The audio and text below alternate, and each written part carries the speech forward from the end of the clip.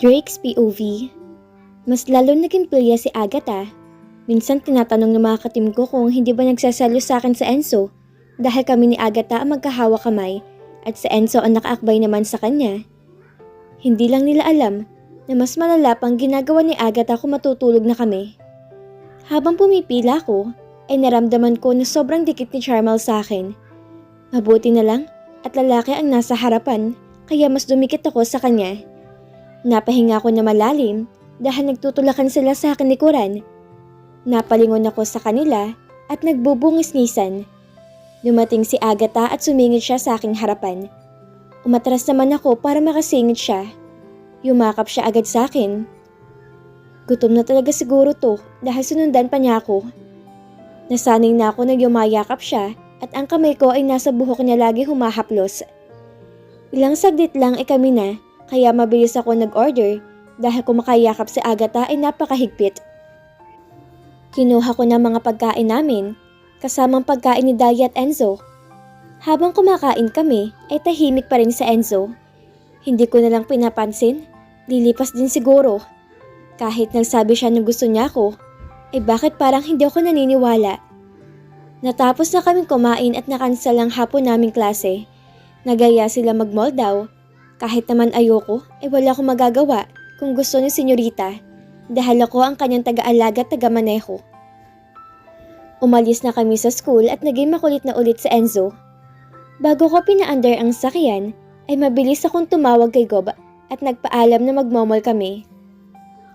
Pumayag naman siya, kaya pina-under ko na ang sakyan. Minsan inapapatingin ako sa kanilang tatlo sa likuran ko. Pati ako'y napapangiti sa kakulitan nila. Dumating kami sa mall. Sobrang ganda at laki nga ito. Marami na kami nadatnan ng mga estudyante galing sa iba-ibang school ng lalawigan.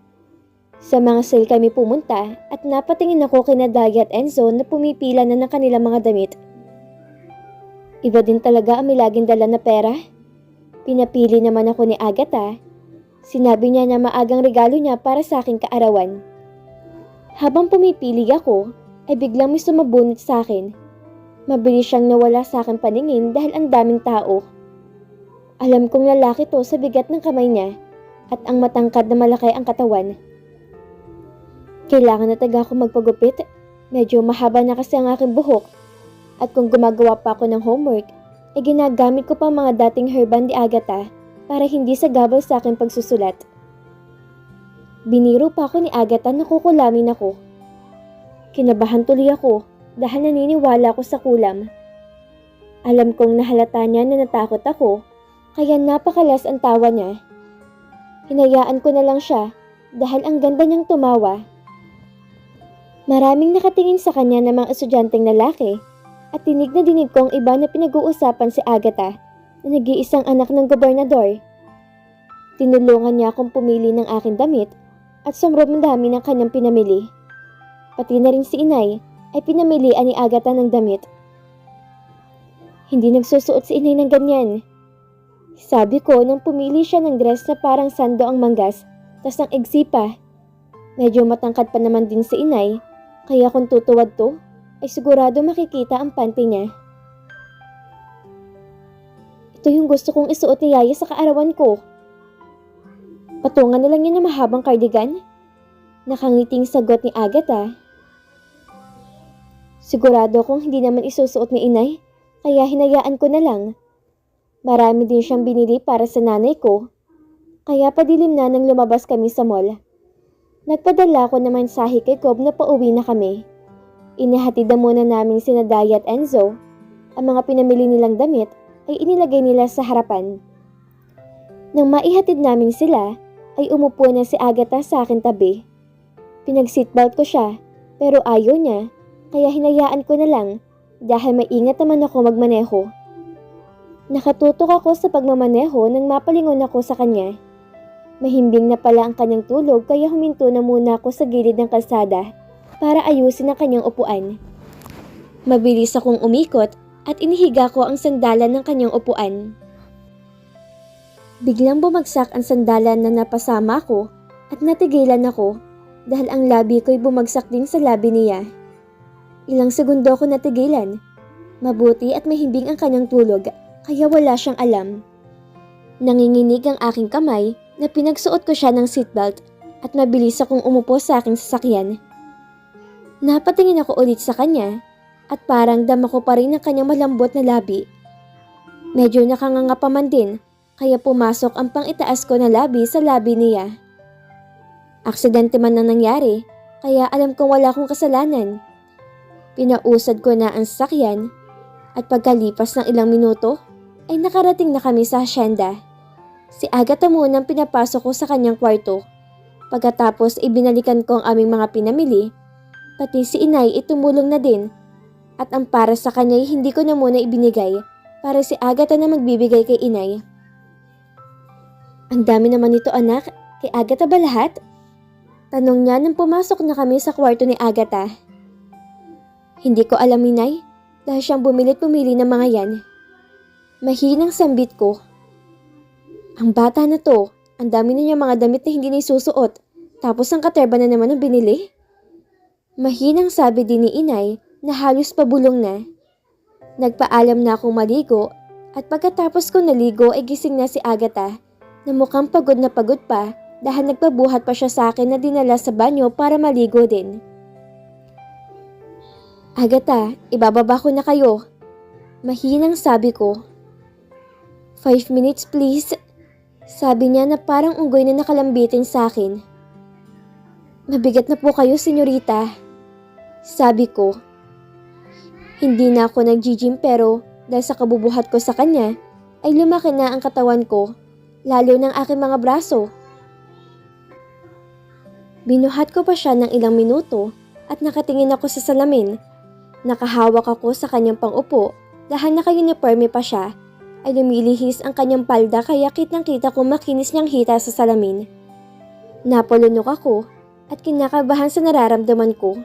Kaya unti-unti ko na siyang ibinababa pero minasagi siya na kumislot. Pagkababa ko ay hindi na ako nagpaalam pa. Agad ako lumabas sa banyo at lumabas sa kanyang kwarto. Nabilis ako lumabas sa hacienda para magpahangin at para pakalmahin ang aking nararamdaman. Pagkatapos ng 15 minuto, ay okay na ako, kaya bumalik na ako sa kwarto ni Agatha. Hindi pa siya tapos maligo, kaya inayos ko na lang ang matag sa mga binili niyang mga damit ko para malabahan. Narinig ko ang pagbukas ng pintuan sa banyo. Ayoko lingunin siya, dahil alam kong wala na naman niyang damit. Drake, tawag niya. Agatha, sagot ko naman na hindi tumingin sa kanya. Nakalimutan ko kumuha ng panty ko. Pakikuha mo nga ako. Malambing na utos niya. Napahinga na lang ako na malalim at pumunta sa kanyang lagayan ng mga panloob na damit. Napatingin ako sa kanya at napahinga ako na maluwag dahil nakatapos siya ng tuwalya na nakaupo sa kanyang kama. Pumili na ako ng panty niya at paglingon ko ulit ay nanlaki ang aking mga mata dahil nakabaluktot ang kanyang tuhod. Kaya sa side ko'y kitang-kita ko ang makinis niyang ano. May nararamdaman na naman at kinakabahan ako. Kaya ibinato ko na lang ang panty niya sa kanya at lumabas na ulit sa kanyang kwarto. Mula bata kami, ay ugali na niya ang ganon. At habang lumalaki kami, ay nagkakaroon na ako ng mali siya. Habang si Agatha ay baliwala lang sa kanya. Sa kusina na lang ako pumunta at tumulong para mawala si isip kong aking nakita. Ay, mahinang sambit ko dahil talabang aming uulamin at maraming isda. Ayokong tumingin sa talaba habang kumakain kami. Anak, bakit hindi ka kumuha ng talaba? Hindi ba paborito mo to? Tanong ni inay. Dito na muna ako sa isda, inay. Sagot ko habang ang mag-amay pinag-uusapan ang mall na aming pinuntahan. Ang nagmamay-ari pala ng mall ang nagbigay ng malaking donasyon sa lahat ng paaralan sa buong lalawigan. Sino siya, Daddy? Tanong ni Senyorita. He was my best friend. 4 kami magkakaibigan noon. Si Arevalo, si Toro at si Santiago. Pero ang ulupong na Arevalo ay siniraan ako sa 2 hanggang sa nawalan na kami ng komunikasyon o inalis nila ako sa grupo namin. Kay Santiago ako noon pinakamalapit dahil bukod sa mahina siya ay sakitin pa. Sagot ni Gob. So meaning, Santiago ang may-ari, Daddy? Yes, baby. Pero nasa Amerika daw siya tagpapagamot. Alam ko si Torong tumutulong sa kanya sa mga iba niyang negosyo. I wanted to help as well, pero hindi naman nila ako pinapansin, kaya tahimik na lang ako. Sabi ni Gob na malungkot ang mukha. Napatingin ako kay inay na biglang natigilan at napatingin sa akin. Nginitian niya ako at pinagpatuloy namin kumain na hindi na ako kumain ng talaba hanggang sa natapos kami. Gaya ng dati, ay nagpahangin na muna ako sa labas ng hasyenda. After dinner, ay banding naman na mag-ama sa kwarto ni Gob. Swerte ni Agatha dahil mahal na mahal siya ni Gob habang ako ay hindi kinilala ng aking ama. Halos 1 oras din ako sa labas at nang nakaramdam na ako ng antok at pagod ay napagdesisyonan ko nang pumasok sa kwarto ni Agatha. Wala pa siya kaya nagsipilyo na ako at nagpalit ng damit pantulog. Napailing na lang ako dahil nung bata ako ay kung anong damit ang pinanlaro ko buong araw ay ito pa rin ang damit ko na matulog. Nakahiga na ako sa kama nang dumating si Agatha. Dumiretso siya sa banyo at ilang saglit lang ay nakapantulog na rin siya. Pinatay niya ang mga ilaw at humiga na sa tabi ko. Yumakap agad si Agatha sa akin. Napahinga naman ako na malalim dahil para mag-asawa na kami.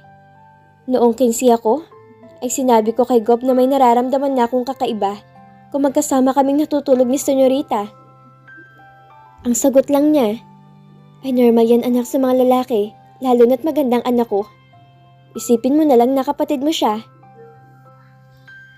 Ang akala ko pa man din sa ipagtatapat ko ay sa ibang kwarto na ako matutulog. Drake, may sasabihin ako sa'yo. Ano yun, Senyorita? Tanong ko habang nakauna siya sa aking dibdib. Alam ko na kung bakit malaking hinaharap ni Charmel at gusto ko na yun ang gift mo sa birthday ko. Senyorita naman, ibig mo bang sabihin nililipat ko ang dibdib ni Charmel sa'yo?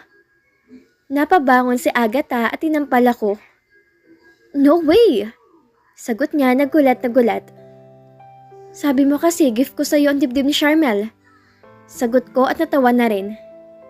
Ang sabi ko, alam ko na kung bakit malaking hinaharap niya. Bakit daw malaki? Tanong ko. Malaki nga ang dibdib ni Charmel, pero hindi ko gustong babaeng liyad na pinagmamalaking hinaharap. Kaya nga iniiwasan ko siya dahil inamin niya din na may gusto siya sa akin. Pinapahawak niya. Gusto kong gawin mo din sa akin yun? Bulalas ni Agatha. No way! Mabilis din na sagot ko at napabangon pa sa kama niya. Paano yan? Yun ang gusto ko maging gift mo. Sagot niya na binuksan niyang ilaw sa tabi ng kama. Kung ipipilit mo po, Senyorita, ay aalis na po ako sa hasyenda. Ayoko naman nang tumira sa amin na mag-isa dahil may hindi na rin ako minor de edad. Seryosong sagot ko. Paano pag-aaral mo? Masungit na sagot niya. May kolehiyo naman po sa amin. Hindi kilala at malaki pero pwede ako mag-aral doon dahil university naman. Sagot ko at bigla siyang huminga at nagkumot. Magtampo man si Agatha pero hindi ko kayang gawin ang kanyang pinagagawa. Oo, sanay na ako sa mga yakap niya. Pero ang hawakan ko siya ay sobra-sobra na. Baka hindi lang hawak ang magagawa ko dahil sa totoo lang ay malakas ang tama ko sa kanya. Agatha's POV. Mabilis ako nagtalokbong sa kumot namin ni Drake nang hindi siya pumayag sa gusto ko. Siya lang ang pwede kong pagkatiwalaan tapos bibiguin pa ako. Hindi ko mapigilan ang mapahikbi hanggang sa humagulhol na ako sa pag-iyak. Senyorita, hindi naman po taga magandang sinasabi niyo eh. Boyfriend o asawa niyo lang ang pwedeng gumawa sa inyo nun. Huwag kang magtalokbong, may hirapan kang huminga. Sabi niya na pilit ibinababa ang kumot. I hate you! Galit na sabi ko na may kasamang pag-iyak. Nakikumot na rin siya at niyakap ako. Senyorita, magalit man kayo sa akin pero hindi ko taga magagawa. Lalaki ako. Baka matangay ako at iba pang magawa ko. Mahinahon na sabi niya habang naramdaman ko ang paulit-ulit na paghalik niya sa aking ulo. Ang pag-iyak ko'y humihina na at humarap ako sabay yumakap na rin sa kanya.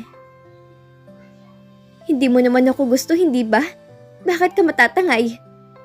Tanong ko na sobrang lapit ang aming mga muka. Nakatitig si Drake sa akin at inayos ang buhok ko na nakatabing sa aking muka.